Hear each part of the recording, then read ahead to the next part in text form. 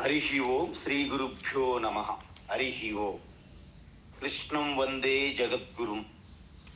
కృష్ణం వందే జగద్గురుం. ఓం శ్రీ దక్షిణామూర్తయే నమ. ఇప్పుడు మనం భగవద్గీత మొత్తమునకు ఒక సమ్మరి, అంటే భగవద్గీత యొక్క పూర్తి సారాంశం అంతా ఈ 2వ అధ్యాయములో చెప్పడం జరిగింది. అందులోనూ 11వ శ్లోకము నుండి 53వ శ్లోకం వరకు పూర్తి భగవద్గీత తత్వమంతా సంక్షిప్తంగా చెప్పడం జరిగింది. ఇది కేవలము భగవద్గీత మాత్రమే కాదు, పూర్తి వేదము యొక్క సంగ్రహంగా చెప్పడం జరిగిందన్నమాట. వేదము అంటే ఉపనిషత్తులు కాకుండా పూర్తి వేదము యొక్క సంగ్రహం కూడా చెప్పడం జరిగింది. వేదము యొక్క నియమం ఏంటంటే, మొట్టమొదటి కోరికలు తీర్చుకునే కర్మలు చేయించడమే వేదములో మొదటి భాగం. కామ్య కర్మలు చేయించడం అంటే నిషిద్ధ అధర్మ పరమైనటువంటి కార్యక్రమాలను తప్పించి మీ కోరికలు తీర్చుకునే విధానం ధర్మబద్ధంగా ఉన్నది, శాస్త్రం ఆమోదిస్తున్నది అని చెప్పే విధానాన్ని కామ్య కర్మలు అనే ఒక పోర్షన్ భాగమంతా వేదములో ఉన్నది. దీన్ని ఎవరూ కాదనడానికి వీలు లేదు. కానీ అది చేయడం వలన మనకి ఎటువంటి ప్రయోజనం వస్తుంది అనేది మనము చూసాం. ఏంటి? యామిమాం పుష్పితాం వాచం ప్రవదంతి అవిపశ్చితః వేదవాద రత పార్థ నాణ్యదస్తీతి వాదిన అంటే 42వ శ్లోకం. 42వ శ్లోకము నుండి 44వ శ్లోకం వరకు చెప్పారు. వారి కామ్యకర్మల గురించి చర్చించుకుంటూ చేస్తూ చేస్తూ చేస్తూ ఒక జియంట్ వీల్ సర్కస్ చక్రంలో చిక్కిపోయినట్టు, ఒక Ramoji film city confused garden అంటారు. మేము చిన్నప్పుడు వెళ్ళాము, ఇప్పుడు ఉన్నదో లేదో నాకు తెలియదు. దాంట్లోకి ఒక్కరు వెళ్తే బయటికి రావడం కష్టం అంటారు. అలా ఈ కర్మ చక్రములో కోరికలు కర్మలు చేయడము, వాటి యొక్క ప్రయోజనం పొందడం, మళ్ళీ కర్మలు చేయడం, చనిపోయాక స్వర్గం వెళ్ళడము, అక్కడ పుణ్యం అయిపోయిన తర్వాత మళ్ళీ కింద పుట్టడం. సో ఈ సర్కిల్ని సంసార బంధం, కర్మబంధం అంటారు. ఇది వేదము యొక్క మొదటి భాగం. అదే వేదము ముందుకు వచ్చి ఏమంటున్నదంటే, చూడండి, మీరు ఇలా చేస్తూ పోతే ఎక్కడ వరకు చేస్తారు కర్మలు చేయడము, కోరికలు తీర్చుకోవడము అనంతం. కాబట్టి కేవలము భౌతికమైనటువంటి సంపదలు, కోరికలు కాకుండా మీ యొక్క అంతరంగంగా ఉన్నటువంటి అంతఃకరణ శుద్ధి, హృదయ పవిత్రత అది పెంచుకుంటే దాన్ని దైవీ సంపద అంటారు. బయట ఉన్నది భౌతిక సంపద, లోపల ఉన్నది ఆధ్యాత్మిక సంపద అంటారు. మరి రెండింటి వలన తేడా ఏంటంటే, భౌతిక సంపద అనిత్యము, తాత్కాలికము, క్షణికము, నాశనమైపోతుంది. మరి ఆధ్యాత్మిక సంపద నిత్యము, శాశ్వతము, నీకు మోక్షానికి తీసుకొని వెళ్తుంది. కాబట్టి ఈ విషయము చెప్పడానికి ఈ కామ్యకర్మల ప్లేసులో, వాటి స్థానములో కోరికలు లేకుండా మీరు ప్రతి కర్మ ఆ ఈశ్వరునికి పూజ అనే భావముతో చెయ్యండి. ప్రయోజనము పొందుతారు, మీ ఆధ్యాత్మిక సంపద పెరుగుతుంది. ఆధ్యాత్మిక సంపద అంటే ఏంటి? మనస్సు, బుద్ధి, అంతఃకరణం చాలా శుద్ధి అవుతుంది. హృదయం అంతా చాలా పవిత్రంగా బుద్ధి చాలా కుశలంగా ప్రకాశవంతంగా పనిచేస్తుంది. మనోధైర్యం, ఆత్మవిశ్వాసం పెరుగుతుంది. ఇది ఆధ్యాత్మిక సంపద. ఈ దీన్ని కర్మయోగము అని చెప్పారు వేదం ప్రకారంగా, భగవద్గీత ప్రకారం.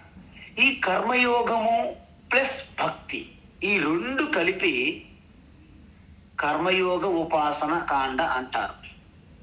ఇది చేయడం వలన మనిషి పూర్తిగా వానిలో ఉన్నటువంటి ఆ మలినం, కామ, క్రోధ, లోభ, మద, మాత్సర్యములు, అసూయ, ఇలాంటివి ఏవైతే రాగద్వేషములు ఏవైతే ఉంటాయో ఇవన్నీ మెల్లగా సద్దు మణుగుతాయి అన్నమాట. వాటంత అవే జారిపోతాయి మన నుండి. అప్పుడు వాళ్ళ యొక్క పరిస్థితి ఏమవుతుంది మనం చూసాము. ఏంటి, 51వ శ్లోకము నుండి 53 వరకు మనం చూస్తున్నాం. ఏంటి 51? కర్మజం బుద్ధియుక్తాహి ఫలం త్యక్త్వా మనీషిణః జన్మబంధ వినిర్ముక్తాః. పదం అంటే మోక్ష పదం గచ్చంతి. ఎలాంటిది అది? అనామయం, ఎటువంటి వికారము లేకుండా, ఎటువంటి అశాంతి, ఎటువంటి దుఃఖము లేనటువంటి పరమశాంతి పదం శివ, ఆ పదాన్ని పొందుతారు. అయితే ఆ పదం పొందడంలో మనకి కొన్ని స్టెప్పులు, అంటే ఏవేవి ఆ మెట్లు చెప్పారు మనకి. ఇందులో ఏమేమి చెప్పారు మెట్లు? ఫస్ట్ బుద్ధియుక్త. బుద్ధియుక్త అంటే ఏంటి? మీ పూర్తి మనస్సు, బుద్ధి రెండు కూడా వ్యతిరేకించుకోవడం. ఎందుకంటే బుద్ధి ఆలోచన పరంగా ఉంటుంది, మనస్సు ఒక సెంటిమెంట్, మనోభావములు కలిగి ఉంటుంది అన్నమాట. ఈ రెండు దానికి కలవకుండా ఉంటే నీరు నెయ్యి వలె కలవకుండానే ఉంటాయి, కానీ నీరు పాలు వలె రెండు కలిసిపోవాలి. దాన్ని బుద్ధియుక్త అంటారన్నమాట. మరి రెండోది ఏంటి? కర్మఫలం అంటే మనం చేసిన దానికి ప్రయోజనం మీద దృష్టి విడిచిపెట్టాలి, త్యక్త్వా. మూడోది ఏంటి? కర్మయోగి భూత్వా. ఆ జ్ఞాని అంటే ఆత్మ స్వరూపాన్ని తెలుసుకోవడానికి కావలసిన జ్ఞాన యోగంకి యోగ్యులుగా అవ్వడము.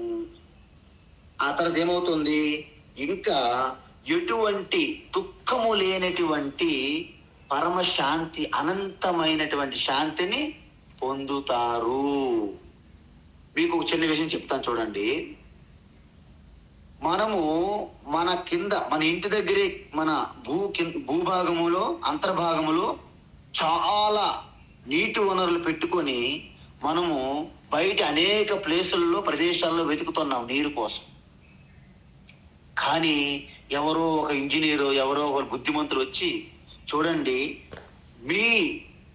మీ ప్రదేశంలోనే, మీరు ఉన్న ప్రదేశంలోనే అద్భుతమైనటువంటి నీరు ఉన్నది అని చెప్పారనుకోండి, మనకి ఎంత ఆనందము. మన సౌకర్యం తీర్చుకోగా ఇతరులకు కూడా మనము సహాయాన్ని చేస్తాము. ఆ విధంగా మనకి ఎటువంటి స్ట్రెస్, బెంగ, ఆందోళన, అలజడి ఉండదు. ఎందుకు? జనరల్గా మనం ఏ కర్మ చేసినా దాని మీద మనకు శ్రద్ధ, గౌరవము, ప్రీతి లేకుండా మనం ఏదైనా కర్మ చేసామనుకోండి, మనలో ఆ స్ట్రెయిన్ పెరిగిపోతుంది. మాట వరుస ఉదాహరణకి, మీరు ఒక ఉద్యోగం చేస్తున్నారు, ఆ ఉద్యోగం మీకు ఎటువంటి ఒక గౌరవం కానీ, ప్రేమ కానీ, ఆదరణ లేదు. కానీ రోజుకి 7-8 గంటలు చేస్తూ, నెలకి 4 వారములు, సంవత్సరం 365 రోజుల్లో 9-10 నెలలు ఆ జాబ్ చేస్తూ, అలా ఒక 20-25 సంవత్సరాలు చేశారనుకోండి, మీకేమవుతుంది?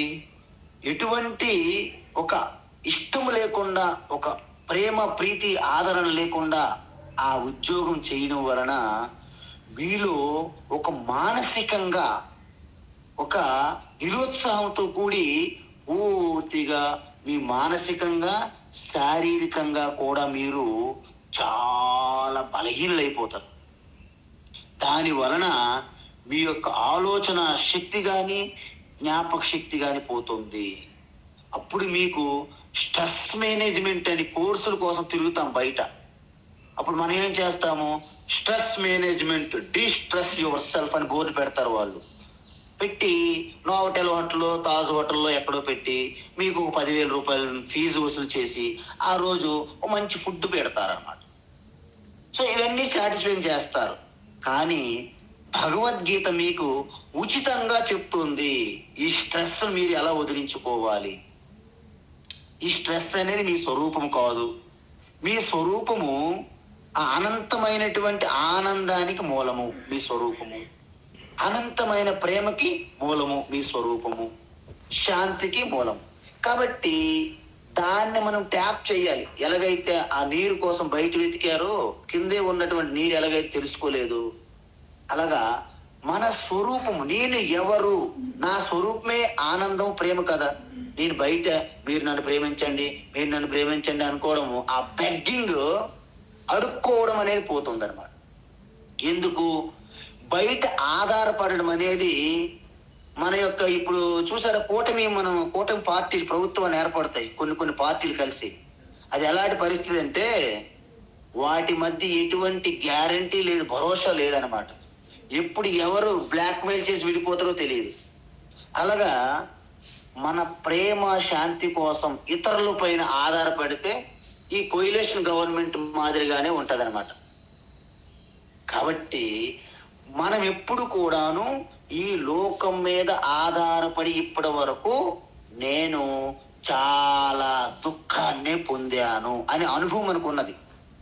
అందువలన నేను లోకం మీద కాకుండా దేవుడి పైన ఆధారపడుతున్నాను అంటే ఒక స్టెప్ ముందుకేశారనమాట అర్థం. దేవుడి మీద ఆధారపడుతున్నాను కాబట్టి అనేక తపస్సులు, అనేక పూజలు, యజ్ఞములు, యాగములు చేస్తూ వచ్చాను ఇప్పుడు వరకు. ఏంటి? దేవుడు బయట ఉన్నాడని. కానీ ఆ దేవుడే, ఆ దేవతయే, శక్తియే నా ఎరుకగా కూడా ఉన్నది. సకల ప్రాణుల యొక్క అంతర్యామిగా ఉంటూ వాళ్ళకి పోషణ, రక్షణ, వారి యొక్క గుండి చప్పుడుగా ఆ వెనుకనే ఉన్నది ఆ దేవుడు అని తెలుసుకొని బయట ఉన్న దేవుడి నుండి నా ఆత్మ పైన ఆధారపడడం అనేది 3వ స్టెప్ అనమాట, 3వ పాదం, చరణం. దాని గురించి చెప్తున్నారు ఇక్కడ భగవద్గీత. కాబట్టి ఇక్కడ ఏమంటున్నారంటే ఈ విధంగా ఎప్పుడైతే పూర్తిగా ఆశ, ఆపేక్ష, కోరిక విడిచిపెట్టి చేస్తే వారు పూర్తిగా మనీషిణ అవుతారని చెప్పాను. నిన్న మనీషా పంచమం గురించి చెప్పాను.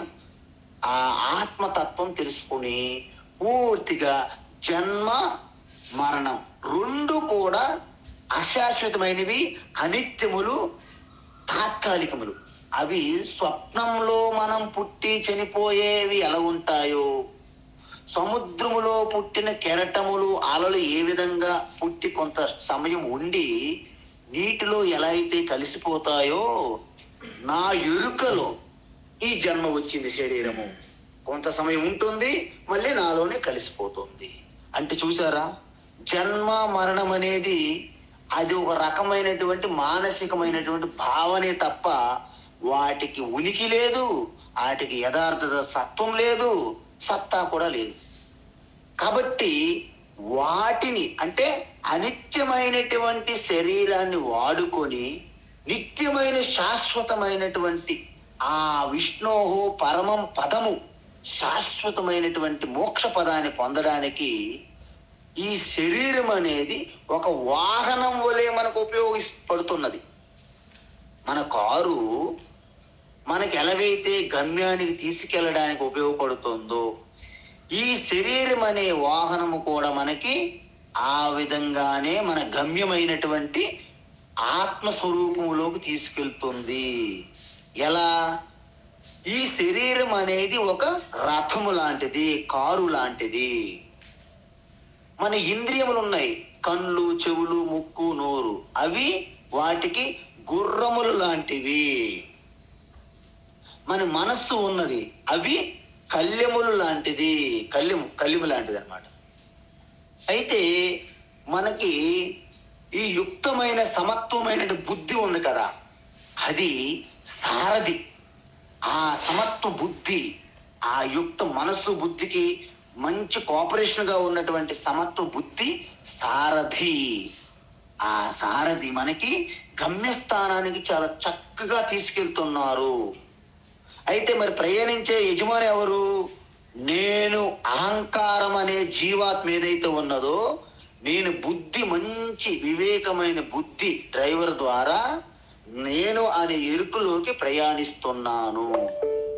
దానినే మీరు చూడండి, అక్కడ అర్జునుడు జీవాత్మ, రథం ఉన్నది, గుర్రములు ఉన్నవి. శ్రీకృష్ణ పరమాత్మ అనేది సమత్వ బుద్ధి సారథి. మరి అర్జునుడనే ఆ జీవాత్మ ఎక్కడ చేరుతాడు? తన ఆత్మతత్వాన్ని చేరుకుంటాడు కదా. దాన్ని మనలో మనం చూసుకోవాలన్నమాట.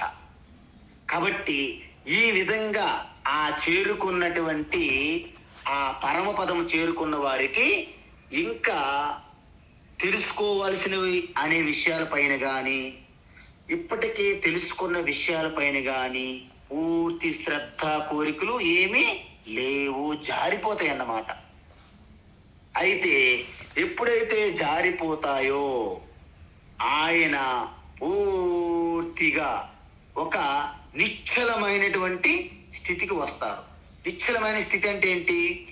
ఎటువంటి సంశయములు లేని స్థితిని నిశ్చల స్థితి అంటారు. కానీ మనకి సందేహాలు, సంశయాలు ఉన్నాయి. మన స్వామివారు అప్పుడు ప్రశ్న అప్పుడప్పుడు అడుగుతుంటారు. దాన్ని వారి కోసమని కాకుండా యావత్ లోకం కోసం కూడా వారి తరపున అర్జునుడి వలె వారు ప్రశ్నలు అడగవచ్చును. నేను స్వాగతిస్తున్నాను, వారే కాదు మీ అందరికీ స్వాగతిస్తున్నాను. ఆ ప్రశ్న కూడా ఈరోజు క్లాసు చివరి సమయంలో పూర్తిగా చెప్పాలని నిర్ణయించుకున్నాను. కాబట్టి ఈ సంశయములన్నీ తీర్చుకునే స్థితిని నిశ్చల స్థితి అంటారు. ఎందుకంటే సంశయములు పోయినాయి, మీ డౌట్లన్నీ క్లియర్ అయినాయి.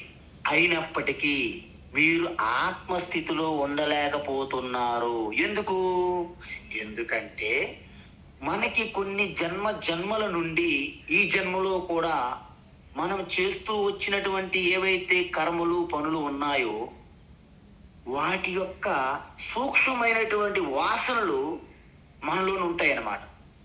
అంటే ఒక వ్యక్తి స్మోకింగ్ చేస్తూ చేస్తూ దానివల్ల ప్రమాదం అని తెలుసుకున్నా ఆయన ఏమంటాడంటే, అమ్మో స్మోకింగ్ కానీ విడిచిపెడితే నేను ఇంకా బ్రతకలేనేమో అనే ఒక కన్ఫ్యూజన్ ఆయనకి కలుగుతుంది.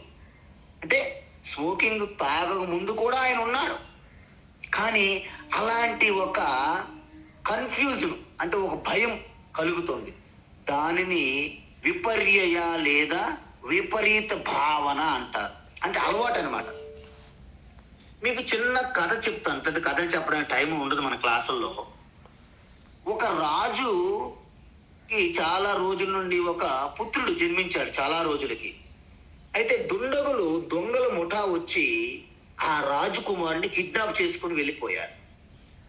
వాళ్ళ దగ్గర రాజకుమారుడు పెద్దవాడయ్యి మళ్ళీ అదే రాజ్యంలో దొంగతనానికి వచ్చాడు. ఆ రాజకుమారుడే అంటే దొంగల ముఠా కుమారుడుగా పెరిగాడు. గబ్బర్ సింగ్ వాళ్ళ పిల్లడు, మంగళ సింగ్ పిల్లడు లాగా.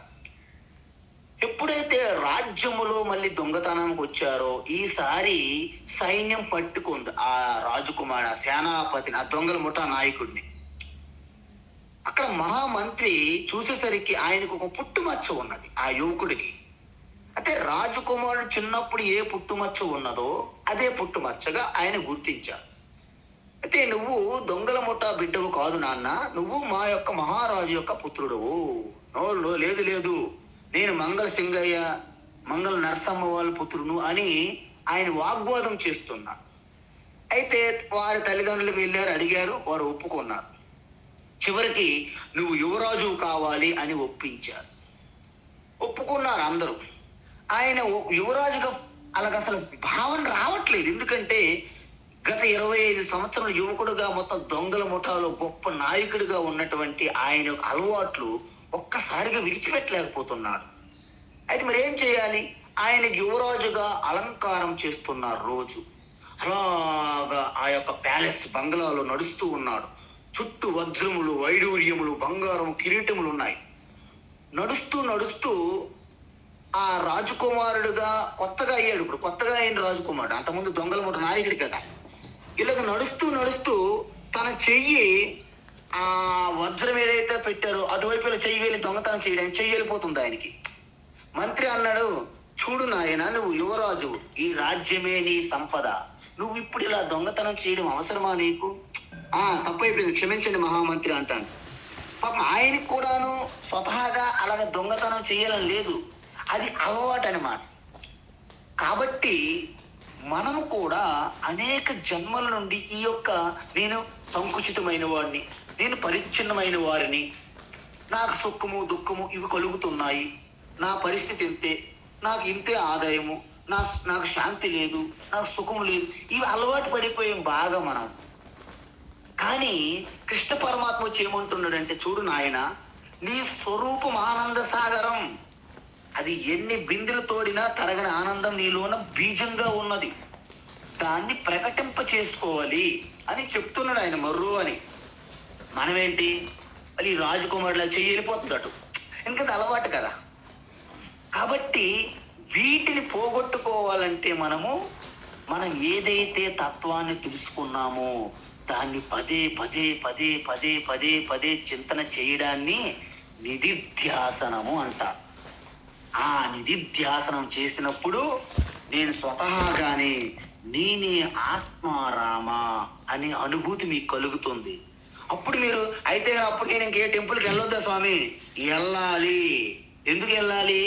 మీరు భద్రాచలం వెళ్తే బయట కోదండరామాని విగ్రహాన్ని చూస్తారు, కన్నులు మూసుకుంటే ఆత్మారాముగా నిలిచి ఉంటారు. అయోధ్య వెళ్తే అక్కడ అయోధ్య బాలరాముడిగా దర్శిస్తారు, కనులు మూసుకుంటే లోపల మీకు ఆత్మారాముడు గోచరిస్తాడు.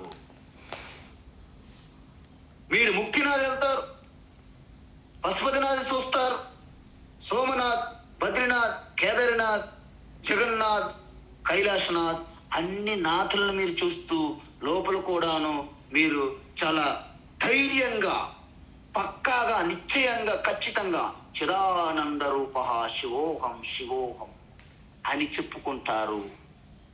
ఎప్పుడు చెప్పుకుంటారు? మీలో ఉన్నటువంటి ఆ విపరీత భావనలు ఎప్పుడైతే పోయాయో అప్పుడు కొన్ని నెలలు, కొన్ని సంవత్సరముల పాటు ఆ యువరాజు అలా అభ్యాసం చేస్తే, నేను గబ్బర్ సింగ్ వాళ్ళ బిడ్డను కాదు, నేను మహారాజు యొక్క జ్యేష్ఠ పుత్రుడినైనటువంటి నేను యువరాజును అనే ఒక నిర్ణయానికి ఎప్పుడు వస్తాడు? ఆయన అలాగ అభ్యాసం చేయాలి. మనం కూడా నేను చిదానంద రూప శివ, నేను నా ఆత్మస్వరూపం శివ, సకల ప్రాణుల్లో శివ అంతర్యామిగా ఉన్నారు. అందుకే శివుని ఆజ్ఞ లేనిది చీమ కూడా కదలదు, కుట్టదు. ఇది మీకు ఖచ్చితమైనప్పుడు మీరు అద్భుతమైనటువంటి ఒక సమాధి స్థితిలో అచలంగా ఉంటారు. ఇక్కడ నిన్న మనం ఆపాం ఈ క్లాసు కథ. సమాధి అంటే మన వాళ్ళు, స్వామీజీ మేము శిరశాసనాలు వేయాలా, 1 గంట 2-3 గంటలు రోజుకి శిరశాసనంలో ఉండాలా, లేకపోతే హలాసనము, మత్స్యాసనము, శలభాసనము, మకరాసనం ఇలాంటి ఆసనాలు వేసి క్రియాయోగము, కుండలి యోగులు అలాగ చక్రం మీద చక్రం ప్రయాణిస్తూ ఈ విధంగా సమాధిలోకి వెళ్ళాలా అంటారు. మీరేమి ఆసనాలు, ప్రత్యేక ఆసనాలు వేయొద్దు, మీరు ఏమి క్రియలు చేయకండి, కుండలి యోగాలు అంతకంటే వద్దు. మరి ఏం చేయాలి స్వామి? ఏమీ చెయ్యక్కర్లేదు. మీరు కేవలము ఒక ఎరుకతో ఉండి మీరు ఏ పని ఇప్పటి వరకు చేస్తున్నారో అవే చెయ్యండి. కొత్త ప్రాజెక్టులు ఏమి పెట్టుకోకండి అని అంటున్నాడు శ్రీకృష్ణ. నేను కాదు, నన్ను మీరు పట్టుకోవద్దు, నాకు అడ్డం పట్టుకొని లాగవద్దు. అయితే కృష్ణ పరమాత్మ ఏమంటున్నాడంటే, సమాధి ఏది అంటున్నావో నీ ఆత్మ పేరే సమాధి అంటున్నాడు శంకరాచార్య శ్రీకృష్ణ. అందువలన ఆత్మ ఏమైనా ఇప్పుడు వస్తుందా? నేను సాధన చేసి తపస్సు చేసిన తర్వాత నాకు ఆత్మ వస్తుంది, అది కాదు. నేనుగానే ఉంటున్న ఎరుకనే ఆత్మ, సకల ప్రాణుల్లో ఆత్మ ఉన్నది కాబట్టి అదే పరమాత్మ అని తెలుసుకుంటే నువ్వు సహజ సిద్ధంగానే నీ సమాధి స్థితిలోకి వెళతావు. దాని ఆ స్థితిలో ఉన్నప్పుడు ఇక నీ యొక్క బుద్ధి, అమ్మో వాళ్ళేం చెప్పేస్తున్నారు, వీళ్ళేం చెప్తున్నారు, ఆ గురువు గారు ఏం చెప్తున్నారు, ఆ ఆశ్రమంకి వెళ్ళాలి, ఆ తీర్థ స్థలానికి వెళ్ళాలి అనే ఒక ఆందోళన, బెంగ ఉండదు. మరి ఏమవుతుంది? మనం ఆనందంగా మన స్వామీజీ వారి యొక్క సారథ్యంలో అన్ని తీర్థక్షేత్రాలకు వెళ్తాము, అన్ని భజనలు చేస్తాము, అన్ని పూజలు చేస్తాము. కానీ ఇంతకు ముందు చేసే విధానికి ఇప్పుడు విధానానికి చాలా తేడా ఉన్నది, గమనించవలని మీరు. మరి శ్రీకృష్ణ పరమాత్మ గోవర్ధన పూజ ఎందుకు పెట్టారు? మహాత్ముడు ఇంద్రునికి అవమానించడమా? కాదు కాదు సుమా. అక్కడ ఉన్నటువంటి ఆ వ్రజ ప్రజలు ఇంద్రుడికి భయపడి, అంటే ఇంద్రుడికి మనం సరైన సమయంలో సరైన పూజలు, యజ్ఞ యాగము చేయకపోతే ఇంద్రుడు వజ్రాయంతో మనల్ని శాసిస్తాడు, శిక్షిస్తాడు. ఈ భయం ప్రతి ఒక్కరి హృదయంలో నాటుకుపోయింది. మీ హృదయంలో భయం ఉన్నంత వరకు మీకు మోక్షము, శాంతి లేదు. అది శ్రీకృష్ణుడు తెలుసు, మహాయోగీశ్వరుడు కాబట్టి.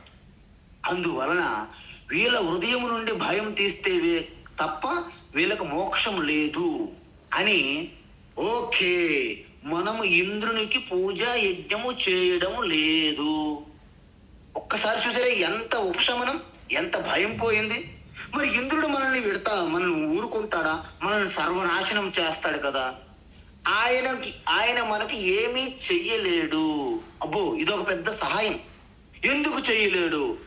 మనము ప్రేమ, భక్తితో, ప్రీతితో, మనకు కలిగిన వనరులతో, మన దగ్గర ఏముంటే దానితోనే ప్రేమతో మనము గోవర్ధన పర్వతానికి పూజ చేస్తున్నాము. కృష్ణ ఇంద్రుడి నుండి గోవర్ధన కాపాడగలదా? ఖచ్చితంగా కాపాడుతుంది. ముందే ప్రతిజ్ఞ చేశాడు ఆయన పాపం. అప్పటికి ఇంక పర్వతం ఏమి ఎత్తలేదు. ముందు అంటే ఆ మనోధైర్యం మనలో కల్పించాలి. అందుకే గురువు అనేవాడు, మీకు చిన్న ఉదాహరణ ఇప్పుడే చెప్పేస్తా. నిన్న నేను కాశీలో నా జీవితంలో మంచి సత్సంగం జరిగింది. స్వామియాజులు, ఇంకెవరెవరు చాలా మంది పండితులు, కాశీలో 15 మంది పండితులు, ఉద్దండు పండితులు, వారి మధ్య నిన్న సత్సంగానికి నాకు పిలిచారు. నేను చెప్పాను ఉపనిషత్తులు, అన్ని భగవద్గీతలు, అనేక రకమైన ప్రశ్నలు అడిగారు వాళ్ళు. నేను చెప్పాను. వాళ్ళందరూ కూడాను చాలా అభినందించారు, ఆనందించారు. చివరికి ఒక్క మాట అన్నారు వాళ్ళు, 2-3 పెద్ద పండితులు. మేము ఇప్పుడు వరకు గురువులను పట్టుకున్నాము కానీ శ్రోత్రియ బ్రహ్మనిష్ట గురువుని మేము పట్టుకోలేకపోయాము. అందువలన ఈ కర్మలు చెయ్యి, కోరికలు తీరుతున్నాయి అనే ఈ వలలోనే పడిపోయి చిక్కిపోయాము అని ఈ డైలాగ్ చెప్పారు నాకు నిన్న. పెద్దవాళ్ళు, అందరూ పెద్దవాళ్ళే, అందరూ ఈ 70+ 80 ఏజ్లో ఉన్నారు. ఇప్పుడు మీకు అర్థమైందా ఎందుకు చెప్పాడు శ్రీకృష్ణ గోవర్ధనగిరి పూజ అంటే? ముందు గురువు అనేవాడు మీకు ఒక శాంతి ప్రదానం చెయ్యాలి. ఓకే, మీకేం భయం లేదు, అభయ ప్రదానం చెయ్యాలి గురువుగా. వెంటనే మీకు భయం లేదు గోకుల వాసులారా, గోవర్ధనగిరి అండ మనకుండగా ఇంద్రుని మీద మీకు ఎందుకు బెంగ అని అన్నాడు ఆయన. వెంటనే గోవర్ధన పూజ చేశారు. ఇక నా తర్వాత కథ అంతా మీకు భాగవతంలో మీకు తెలుసు, నేను కథలు ఇక్కడ చెప్పట్లేదు. అంటే ఎప్పుడైతే గోవర్ధనగిరి వైపు వారి యొక్క దృష్టిని మరలించారో ఇంద్రునిపై ఉన్న భయం పోయిందనమాట. ఇప్పుడు మనము కూడా భగవద్గీత శ్రీకృష్ణ చెప్పిన తత్వం వైపు మీ దృష్టిని మరలిస్తే సమాజంలో ఉన్నటువంటి ఈ పోకడ ఏదైతే ఉందో అది మీకు ఆ భయము, ఆ అవమానము, ఈ చిన్న చూపులు, చులకన భావాలు, ఈ యొక్క రాగము, ద్వేషము, ఈ యొక్క అసూయ, ఇవన్నీ జారిపోతాయి మీ నుండి. అబ్బే వీళ్ళ వద్ద మనకు పని లేదండి, మనకు కావాల్సిన వ్యక్తులు ఉన్నారని అవి వెతుక్కుంటూ వేరే వద్దకు వెళ్ళిపోతాయి, వేరే మనుషుల వరకు మీరు ఫ్రీ అయిపోతారు అన్నమాట. ఇలాంటి వ్యక్తి యోగం అవాప్ససి, తన స్వరూప స్థితిలో ద్రష్టు తథా ద్రష్టు స్వరూపే అవస్థానం, పతంజలి మహర్షి చెప్పినట్టు నిత్య నిరంతరము ఆ జీవన్ముక్తుడిగా ఉంటారు.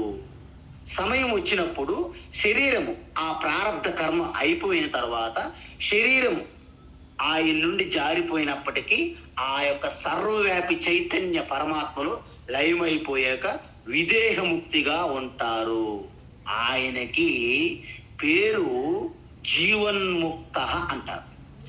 ఇక్కడతో శ్రీకృష్ణ ఈ యొక్క భగవద్గీత తత్వాన్ని పూర్తి చేశారు. ఏంటి? మీకు ఒక విషయం, కామ్యకర్మల నుండి కర్మయోగము, ఉపాసన, భక్తి, తద్వారా అంతఃకరణ శుద్ధి, నిశ్చయాత్మైనటువంటి బుద్ధి, పవిత్రమైనటువంటి హృదయము, తద్వారా ఈ యొక్క తత్వజ్ఞానం వినడానికి జ్ఞానయోగంలో ప్రవేశిస్తారు. తద్వారా జ్ఞానాన్ని మీరు సంపాదించుకున్న తర్వాత దాన్ని నిధిధ్యాసనం ద్వారా ఆ యొక్క సహజమైనటువంటి స్థితిలోనే మీరు ఉంటారు. దీన్ని జీవన్ముక్తి అంటారు. అప్పుడు ఇక్కడ శ్రీకృష్ణ తన యొక్క టీచింగ్ని ఆపేశారన్నమాట. ఏంటి? అలాగ చెప్పుకుంటూ పోవడం కాదండి మన సనాతన ధర్మం. మనం ఏంటంటే తత్వం చెప్పిన తర్వాత మీకు ఎటువంటి ప్రశ్నలు ఉన్నా అడగండి అనే అవకాశం ఇవ్వడమే మన ఉపనిషత్తులు, మన బ్రహ్మ విద్య. అప్పుడు ఎప్పుడైతే శ్రీకృష్ణుడు ఇక ఉపదేశం ఆపేశారో ప్రశాంతంగా ఉన్నారు ఆయన. అర్జునుడికి వెయిట్ చేస్తున్నాడు, ఎప్పుడు కృష్ణ పరమాత్మ నాకు అవకాశం ఇస్తారా అని. ఇప్పుడు అర్జునుడు ప్రశ్నించడం మొదలు పెట్టారు. ఏంటి? అర్జున ఉవాచ అర్జున ఉవాచ స్థితప్రజ్ఞస్య కా భాషా స్థితప్రజ్ఞస్య కా భాషా స్థితప్రజ్ఞస్య కా భాషా సమాధిస్తస్య కేశవ సమాధిస్థస్య కేశవ సమాధిస్థస్య కేశవ స్థితధీః కిం ప్రభాషేత స్థితధీః కిం ప్రభాషేత స్థితధీః కిం ప్రభాషేత కిమాసీత వ్రజేత కిం కిమాసీత వ్రజేత కిం కిమాసీత వ్రజేత కిం స్థితప్రజ్ఞస్య కా భాషా సమాధిస్తస్య కేశవ స్థితప్రజ్ఞస్య కా భాషా సమాధిస్థస్య కేశవ స్థితప్రజ్ఞస్య కా భాషా సమాధిస్థస్య కేశవ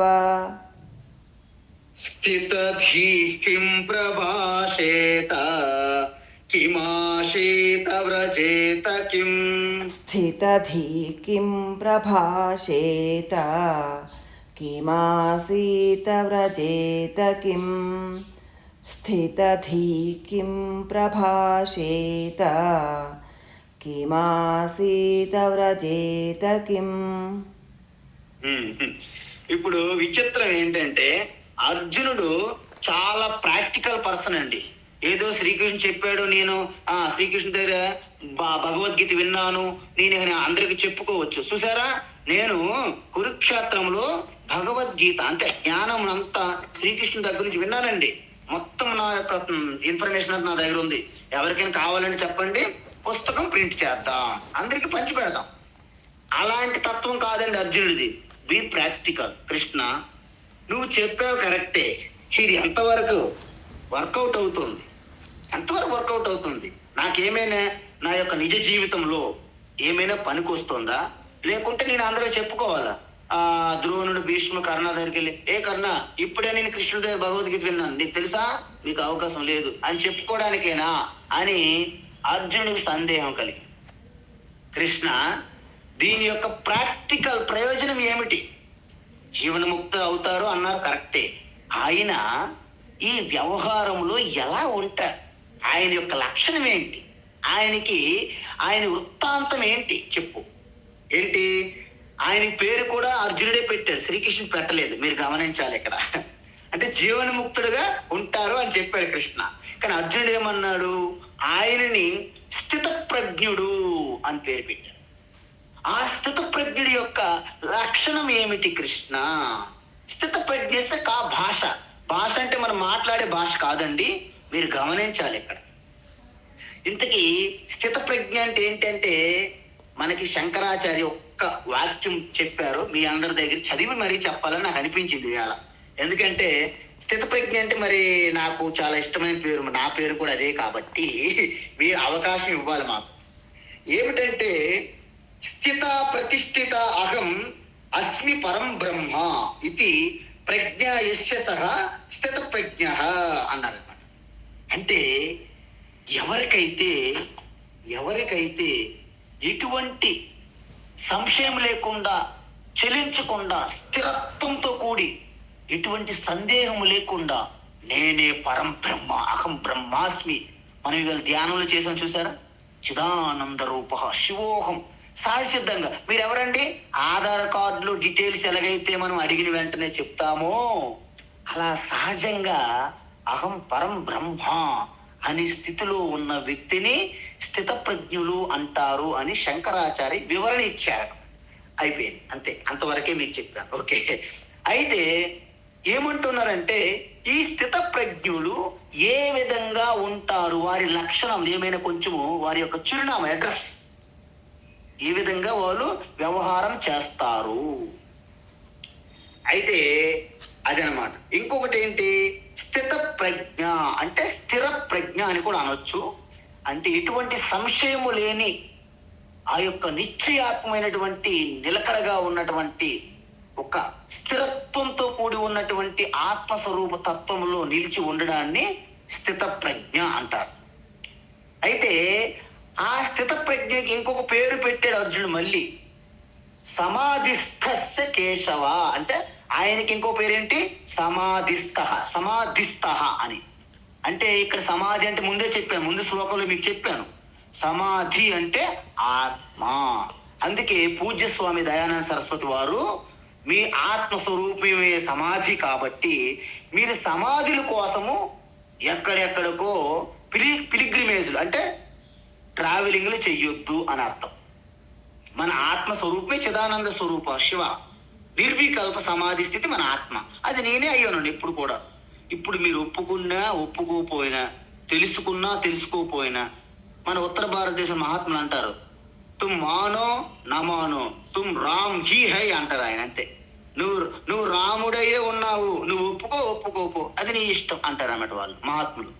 అలాగా ఈ సమాధి ఆత్మస్థితి మీరు స్వరూపమై ఉన్నారు. సమాధిస్థస్య కేశవ, ఆయన ఏ విధంగా తన వ్యవహారములో ఉంటారు. కిం ప్రభాషేత, స్థిత ధీహి ఇంకొక పేరు పెట్టాడు మళ్ళీ.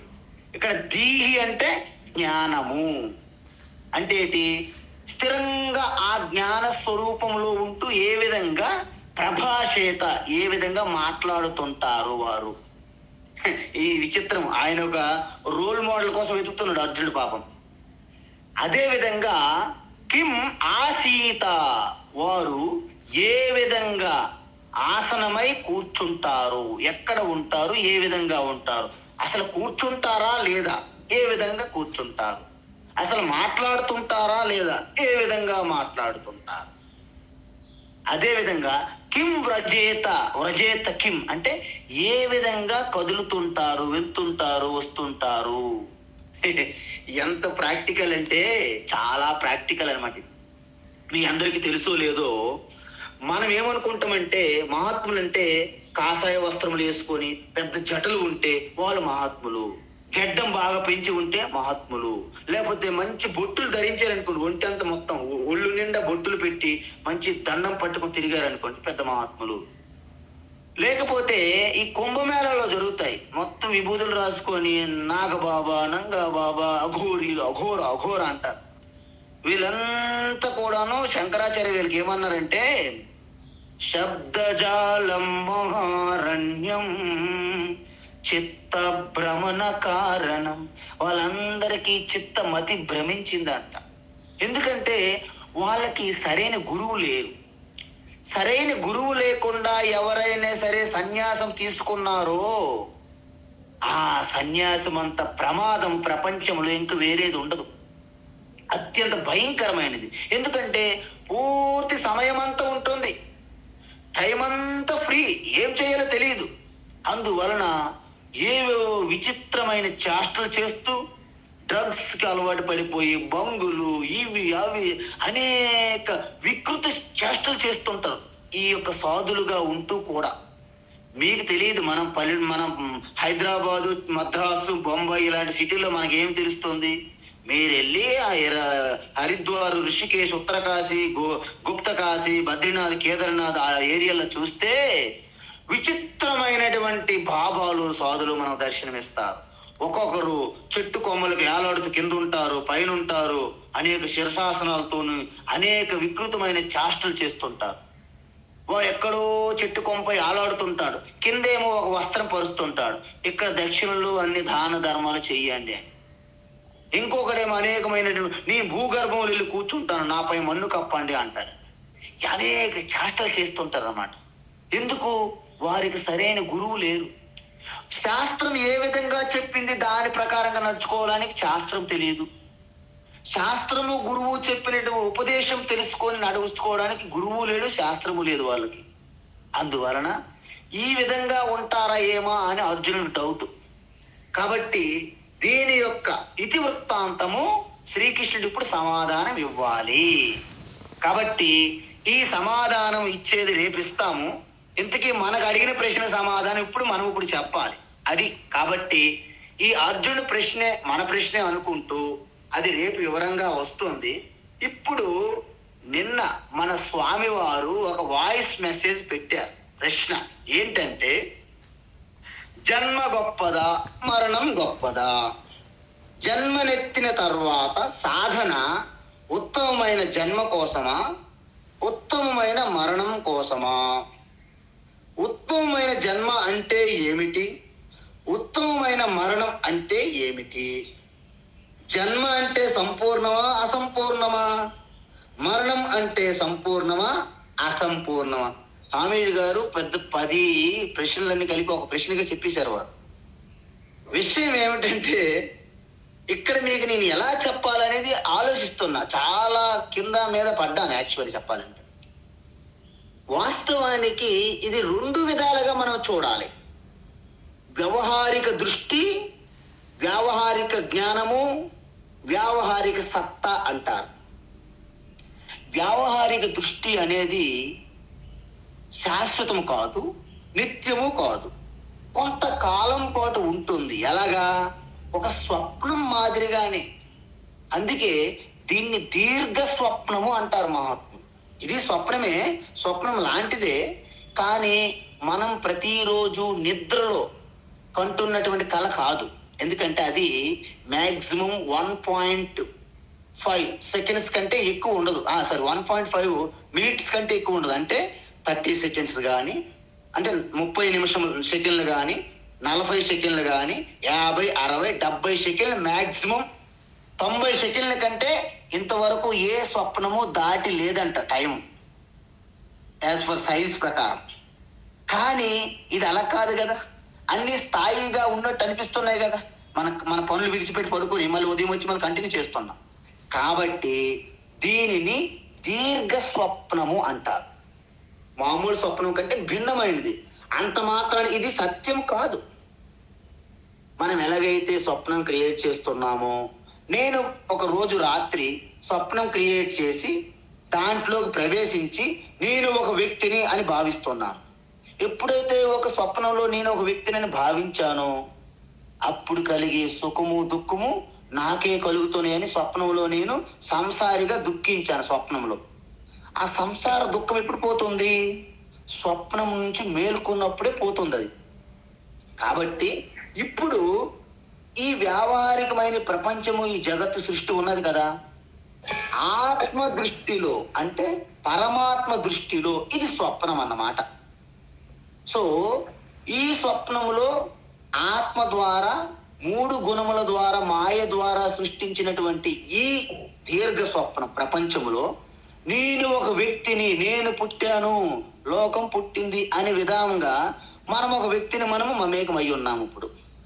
సో ఆ వ్యక్తిలో శరీరం ద్వారా కానీ, బయటి నుండి గాని జరిగే ఆ పరిణామాలకు నేను ప్రభావితం అవుతున్నాను.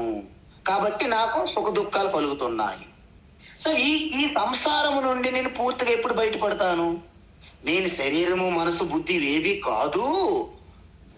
నాకు పుట్టికే లేదు, మరణమే లేదు. నా జాయతే నా మ్రియతే నైనము చిందంతి చేస్తాని. నాకు అసలు నాశనం చేసే శక్తి సృష్టిలో లేదు.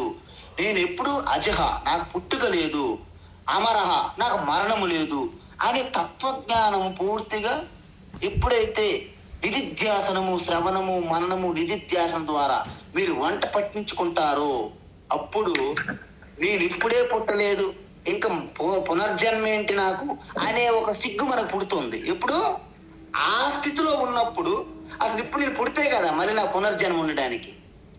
సాధన దేనికి? సాధనం అజ్ఞానం పోవడానికే సాధనం, జ్ఞానం రావడానికి కాదు. మీ జ్ఞాన స్వరూపులై ఉన్నారు. ఎలాగా? సూర్యుడు ఉన్నాడు, మేఘములు కప్పినట్లు అనిపిస్తున్నాయి. సో గాలి వలన మేఘములు పోయాయనుకోండి, సూర్యుడు యథావిధిగా ప్రకాశిస్తాడు. చిదానంద రూపంగా నేను ఉన్నాను, నా పైన అజ్ఞానం అనే ఆవరణ కప్పి ఉన్నది. సో భగవద్గీత తత్వం ద్వారా నా యొక్క అజ్ఞాన ఆవరణ పోతుంది. యథావిధిగా నేను సూర్యుడి వలె ప్రకాశిస్తాను నా ఆత్మగా. అప్పుడు ఆ స్థితిలో మరణము, జన్మకి ఎటువంటి విలువ లేదు. అవి ఉంటేగా, అవంతా కల్పన. జననము, మరణం కూడాను కల్పనలు. ఇప్పుడు తత్వజ్ఞాన దృష్టిలో, మరి వ్యావహారిక దృష్టిలో మన యొక్క శరీరం పుట్టింది కదండి. నవమాసములు తల్లి గర్భంలో ఎంత బాధ భరించి అమ్మగారు మనకి జన్మించారు, తల్లిదండ్రులు, మాతృదేవోభవ, ఇవన్నీ ఉన్నాయి కదండి, ఉన్నాయి. కాబట్టి ఈ వ్యావహారికంగా వచ్చిన జన్మని మనం తాత్కాలికంగా అంగీకరిస్తున్నాము. ఇచ్చినప్పుడు ఈ జన్మ సద్వినియోగం చేసుకుంటూ, ఈ శరీరమును సాధనంగా వాడుకుంటూ, అనిత్యము, తాత్కాలికము, తుచ్చమైన శరీరమును వాడుకుంటూ, అనిత్యము, అశాశ్వతము, తాత్కాలికమైనటువంటి శరీరాన్ని వాడుకుంటూ సత్యమైన, శాశ్వతమైన ఆ చిదానంద రూపతత్వాన్ని పొందడానికి వాడుకుంటున్న సాధనంగా మనము శరీరాన్ని వాడుకోవాలి. అప్పుడు ఎప్పుడైతే నీ స్వరూపాన్ని తెలుసుకుంటావో నీ జన్మ సార్థకమవుతుంది. ఆ జన్మకి కారణ జన్ములు అంటారనమాట. చూసారా, కారణ జన్ములు అంటారు. అంతేగాని కారణ మృత్యులు అని ఎవరైనా విన్నారు? ఇప్పుడు వినరు. కాబట్టి వచ్చిన జన్మ ఈశ్వరుని వరప్రసాదము. ఈ జన్మని అద్భుతమైనటువంటి కారణ జన్మగా మనం మలుచుకోవడమే మన తపస్సు, మన సాధన. కాబట్టి మరణము, జన్మ రెండు ఒకే రకమైనటువంటి విలువ కలిగి ఉన్నప్పటికీ వ్యావహారికంగా మన దృష్టి జన్మ పైన ఉంటుంది. ఎందుకు? జన్మని వాడుకుంటూ మనం రామసేతు బ్రిడ్జ్ ద్వారా సీతాదేవి ఆత్మారాముని చేరుకున్నట్లుగా ఈ శరీరం అనే బ్రిడ్జ్ ద్వారా మీ స్వరూప తత్వము, మోక్ష పదాన్ని చేరుకుంటున్నారు. కాబట్టి శరీరం అనేది ఒక ప్రారబ్ధ కర్మ నుంచి వచ్చింది. కాబట్టి అన్ని కర్మలు అనిత్యములే, అవన్నీ దగ్ధమైపోతాయి ఆత్మజ్ఞానములో. కానీ తాత్కాలికంగా ప్రారబ్ధ కర్మ ద్వారా వచ్చిన శరీరము మీకు మోక్షానికి సహాయం అందించింది. కాబట్టి ఈ శరీరానికి కూడా మనము ధన్యవాదాలు తెలుపుతాము. కాబట్టి శరీరం ద్వారా కూడా తపస్సు చేస్తూ, వాక్ ద్వారా తపస్సు చేస్తూ, మనస్సు ద్వారా తపస్సు చేస్తూ ఈ మూడింటికి దాటి ఉన్నటువంటి మోక్ష పదాన్ని చేరుకుంటాము. ఎప్పుడైతే ఈ జన్మలో మీరు చేరుకుంటే ఆ జన్మ అద్భుతమైనటువంటి కారణ జన్మగా మారుతుంది. అందువలన వాస్తవానికి జన్మ సంపూర్ణము కాదు, జన్మ అసంపూర్ణము కాదు. జన్మ అనేది లేనే లేదు, కల్పన. మరణం అనేది సంపూర్ణము కాదు, మరణం అనేది అసంపూర్ణము కాదు, అది కల్పన, స్వప్నం లాంటిది. కాబట్టి మళ్ళీ మనం సాధన జన్మ కోసము చేయడం లేదు, మరణం కోసము చేయడం లేదు. దేనికోసం చేస్తున్నాం స్వామి సాధన? మోక్షం కోసం చేస్తున్నాము. అనంతమైన శాంతి స్వరూపం కావాలని సాధన చేస్తున్నాను. ఉత్తమ జన్మలు, ఉత్తమ మరణాల కోసము కామ్యకర్మలు మొదట 1వ తరగతి ప్రాథమిక పాఠశాల అది అయిపోయింది. ఇప్పుడు నేను పీజీలో ఉన్నాను, పీజీ పోస్ట్ గ్రాడ్యుయేషన్. కాబట్టి జన్మ కోసం సాధన కాదు, మరణం కోసం సాధన కాదు.